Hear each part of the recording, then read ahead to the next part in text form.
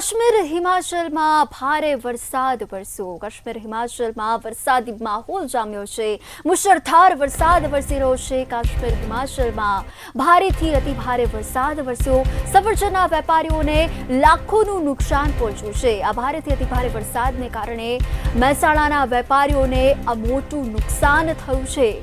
રાતા પાણીએ રોવારો વારો આવ્યો છે. ટ્રકો રસ્તામાં ફસાઈ જતા સફરજનો બગડ્યા છે, જેને લઈને વેપારીઓને લાખોનું નુકસાન થયું છે.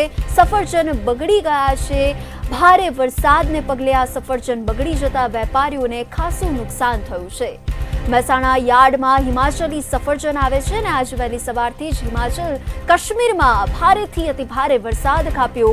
મેઘરાજા મન મૂકીને વરસી રહ્યા છે, ત્યારે ખેડૂતોને રાતા પાણીએ રોવાનો વારો આવ્યો છે. સફરજનને ટ્રકોને મહેસાણા આવતા હોય છે, ત્યારે વરસાદને પગલે સફરજનની ગાડીઓ ત્યાં જ ફસાઈ હતી.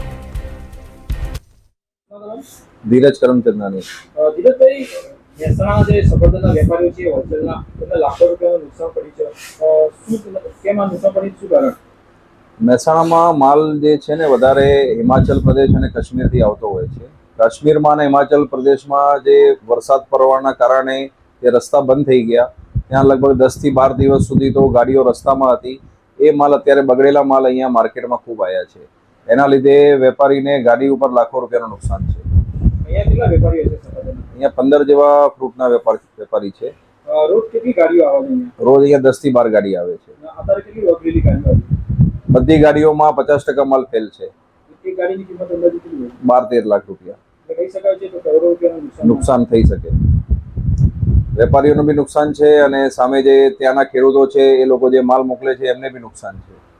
ત્યાંથી હિમાચલથી અહીંયા આવતા કેટલા દિવસ લાગે? 3 દિવસ લાગે છે હિમાચલ. આ જે વરસાદ અને અન્ય કારણોસર કેટલો ટાઈમ લાગે? એની લીધે 10 થી 12 દિવસ લાગી ગયા. રસ્તાઓ ત્યાં બંધ હતા એટલે માલ આવી નતા શકતા. 12 થી 15 દિવસ સુધી બી ગાડીઓ ત્યાં ઊભી રહી છે રસ્તામાં.